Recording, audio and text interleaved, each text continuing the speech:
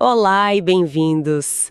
Hoje a gente vai mergulhar num material fascinante, uma análise da lição 72 de Um Curso em Milagres, com base na interpretação do Kenneth Wapnick. E a ideia central, olha, é daquelas que fazem a gente parar para pensar. Guardar ressentimentos é um ataque ao plano de Deus para a salvação. Agora, antes de mais nada, plano de Deus para a salvação é uma expressão com muito peso, né? No contexto desse material, do que a gente está falando exatamente, não é sobre céu e inferno no sentido tradicional, imagino? Não, de jeito nenhum.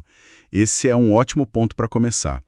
Aqui, salvação significa simplesmente despertar de um sonho. Um sonho. Sim, o sonho de que estamos separados uns dos outros e da nossa fonte.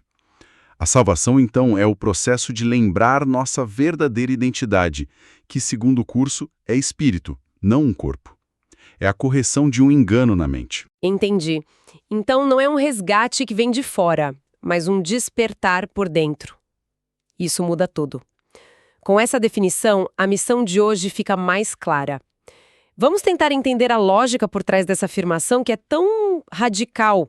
Como um simples rancor, sabe, algo que a gente sente quando alguém fecha a gente no trânsito, pode ser um ataque a esse processo de despertar. Parece um salto enorme. É um salto, e a análise que temos aqui se propõe a mostrar os degraus que a nossa mente percorre sem que a gente nem perceba.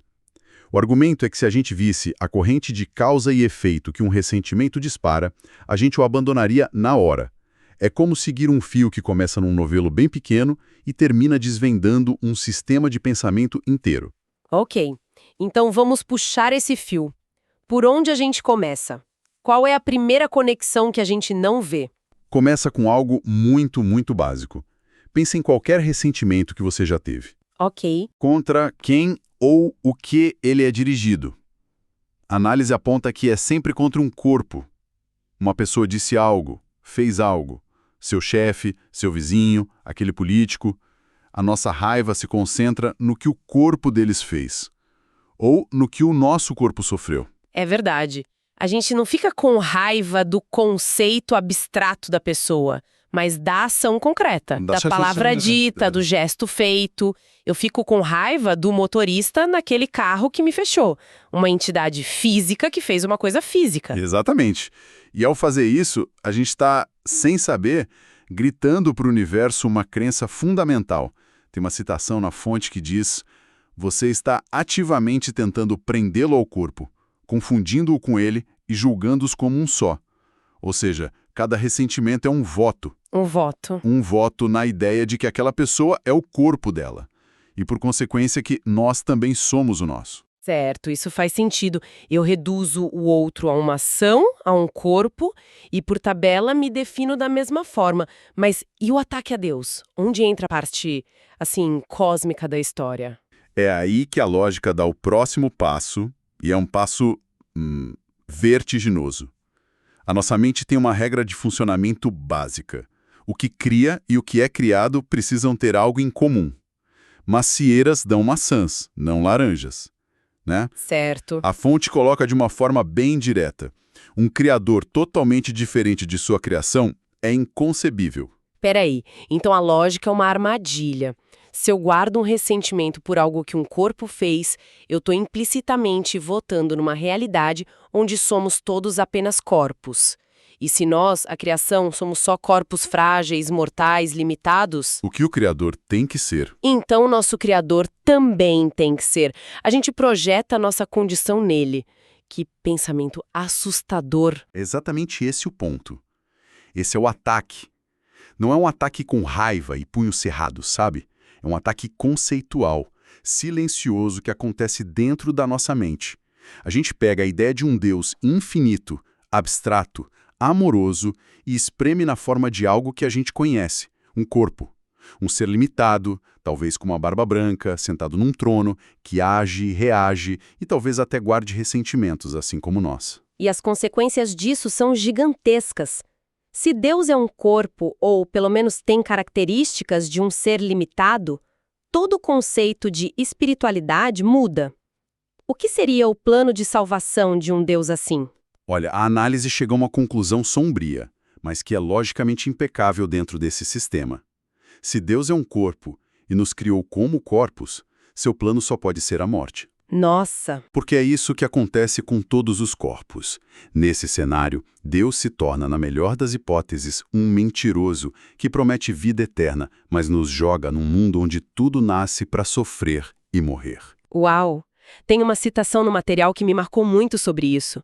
Diz algo como: se este fosse o mundo real, Deus seria cruel, pois nenhum pai poderia sujeitar seus filhos a isso como preço da salvação e ser amoroso. Isso me fez pensar, então é daí que vêm as imagens terríveis de Deus que a gente vê na história. O Deus vingativo, ciumento, que exige sacrifícios. Exato. Esses deuses não são revelações divinas, são projeções humanas. São a imagem da nossa própria culpa e crueldade projetadas numa tela cósmica. Se a gente acredita lá no fundo que somos culpados e merecemos punição, a gente cria um Deus que vai se encarregar de nos punir. Nós criamos um Deus à imagem e semelhança do nosso próprio ressentimento. Isso é muito poderoso e explica muita coisa. Mas se a gente conectar isso ao quadro geral que o material apresenta, qual é o objetivo final de todo esse processo? Por que a nossa mente faria isso? Qual é a motivação por trás desse ataque? A motivação é o que o curso chama de desejo fundamental do ego. E aqui, ego não é só arrogância, né? É o termo usado para todo o sistema de pensamento baseado na crença de que somos seres separados, indivíduos autônomos. É aquela voz na nossa cabeça que grita, eu primeiro, eu sou especial, eu sou diferente. E o desejo desse eu separado é um só: substituir Deus. Ser sua própria causa, sua própria fonte. E o corpo é a ferramenta para isso. O corpo é a personificação desse desejo. A fonte o descreve como uma pequena cerca em torno de uma pequena parte de uma ideia gloriosa e completa. Ele cria a ilusão de um dentro e um fora, de um eu e um outro. Ele é a prova viva de que a gente conseguiu se separar da unidade do espírito. As metáforas que o texto usa para isso são incríveis. A do minúsculo raio de sol que se convence de que ele é o sol inteiro, ou a da ondinha quase imperceptível que se proclama o oceano. As duas imagens mostram essa mistura de arrogância absurda e, ao mesmo tempo, um medo paralisante. Exatamente, porque no momento em que a ondinha se declara ao oceano, o que o oceano de verdade se torna para ela? Uma ameaça terrível. Uma ameaça terrível. Um inimigo gigantesco que quer engoli-la e destruir sua individualidade. O raio de sol passa a ter medo do próprio sol, sua fonte de vida. É uma inversão completa. O ego nos convence de que nossa fonte de amor é, na verdade, nossa maior ameaça. Ok, o cenário é desolador. O ego cria essa realidade de separação, projeta um Deus cruel num universo hostil e nos convence de que a morte é o nosso destino inevitável.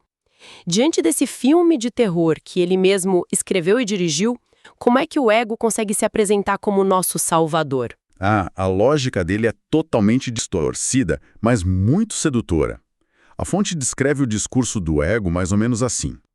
Olha, a situação é essa. Deus fez de você um corpo. É uma pena, mas é o que temos. Então, vamos aceitar e nos alegrar. Se conformar, basicamente. Não se prive do que o corpo oferece. Pegue o pouco de prazer que conseguir. Defenda-se, acumule coisas, busque sua felicidade aqui e agora, porque é só isso que existe. Em outras palavras, ele nos diz para aceitar a prisão e tentar decorar a cela da melhor maneira possível. E essa é a salvação que ele oferece. Essa é a salvação do ego. A morte de Deus como espírito infinito se torna a nossa salvação como corpos finitos. A gente troca a promessa da totalidade do amor por pequenos restos de especialidade, como diz a fonte. Um pouco mais de dinheiro, um elogio, um prazer momentâneo. Trocamos o oceano por uma gota d'água salgada e ainda achamos que fizemos um bom negócio. E o mais sutil, pelo que eu entendi da análise, é que não importa como a gente trata o corpo, seja com ódio ou com adoração, o resultado é o mesmo, certo? Perfeito. Tanto a tradição ascética, que pune e nega o corpo, quanto a cultura moderna, que o glorifica e busca a perfeição física, cometem o mesmo erro fundamental. Elas o tornam real. Faz todo sentido. Ambas colocam o corpo no centro da nossa identidade, e é essa centralidade que constitui o ataque ao verdadeiro plano de salvação, que é simplesmente lembrar que não somos o corpo que habitamos. Toda essa situação soa completamente de cabeça para baixo. O que me lembra de uma analogia fantástica que a fonte usa e que resume tudo isso. Traz a Alice no País das Maravilhas, o que é perfeito, porque esse mundo do ego é mesmo uma espécie de hospício. Sim, é uma analogia brilhante. A Alice diz que não quer ficar entre loucos, e o gato de Cheshire responde que ela não tem escolha, porque todos ali são loucos. E quando ela pergunta como ele sabe que ela é louca, ele dá a resposta definitiva. Você deve ser ou não teria vindo para cá. Exatamente. É genial. Dentro da lógica do curso, a própria decisão de vir a este mundo, de se identificar com um corpo, já é vista como essa escolha louca. Uma escolha pela limitação em vez da totalidade, pela cerca em vez do campo aberto. Ok, então o diagnóstico é claro e o quadro que foi pintado é bem sombrio. É um ciclo fechado de medo e projeção. A pergunta que não quer calar é: a fonte oferece alguma maneira de sair desse país das maravilhas da loucura? Qual é a saída? Olha, a saída é tão simples que o ego a despreza. É uma inversão da nossa atenção. Em vez de olhar para fora, para os corpos e seus erros, a solução é olhar para dentro. É reconhecer, como diz o material, que a luz da verdade está em nós. O corpo, que parece ser o centro de tudo, na verdade está fora de nós, no sentido de que ele não é nossa identidade real. A fonte chega a dizer algo chocante. Estar sem um corpo é estar em nosso estado natural. Uau! Isso é o oposto de tudo que a gente aprendeu. Então, a tarefa não é consertar, melhorar ou destruir o corpo, mas simplesmente mudar nossa identificação com ele. E como isso se conecta com o ponto de partida, os ressentimentos? O passo prático é exatamente esse: substituir o ataque pela aceitação. Aceitar o plano de Deus para a salvação, o despertar, em vez de atacá-lo com nossos ressentimentos. Nossos rancores funcionam como um ruído ensurdecedor, sabe? Sim. A fonte diz que nós gritamos nossos ressentimentos tão alto que não conseguimos ouvir a voz da verdade que fala em nossa mente. Essa voz é a nossa memória da fonte, o nosso guia interno. Então, o ressentimento não é só um pecado ou algo errado, ele é funcionalmente uma estática que impede que a gente sintonize o canal certo. E como a gente diminui o volume desse grito? Isso nos leva ao exercício prático proposto na lição. É um convite à humildade e principalmente ao silêncio. É parar de achar que a gente sabe as respostas e fazer uma pergunta sincera. O que é a salvação, Pai? Eu não sei. Diga-me, para que eu possa entender. E a chave aqui, imagino, é para quem a pergunta é feita. A gente não está mais perguntando para o ego, que a gente já sabe a resposta que ele vai dar. Sim. Salvação é conseguir aquele aumento, é ter um corpo mais bonito, é provar que você está certo e o outro errado. Exatamente. A mudança fundamental é a de conselheiro. A gente está se dirigindo àquela parte da nossa mente que nunca deixou a fonte, a voz da verdade. E a promessa do material é que, ao fazer a pergunta a essa voz, a resposta que receberemos será verdadeira. Não necessariamente em palavras, mas talvez como um sentimento de paz, uma nova percepção, um momento de alívio onde o ressentimento simplesmente perde a força. Uma ideia que parece pequena e pessoal, guardar um rancor, e fomos seguindo esse fio até questionar a natureza da realidade, a função do nosso corpo e, no fim das contas, a nossa imagem de Deus. Fica muito claro como um ato aparentemente insignificante serve de pilar para todo um sistema de pensamento de medo e separação. É isso. A síntese final é que a escolha é sempre entre dois salvadores, duas vozes, dois guias.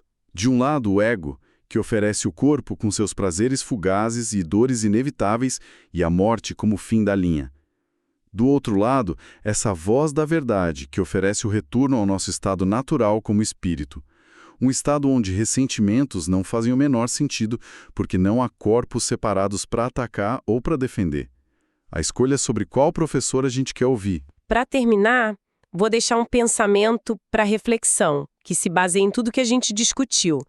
Se guardar um ressentimento é uma tentativa inconsciente de provar que o corpo é real e que, portanto, Deus é limitado e talvez até cruel, que tipo de experiência poderia surgir no exato momento em que um ressentimento é verdadeiramente abandonado? O que a gente passa a ver em nós e nos outros quando a gente para de atacar?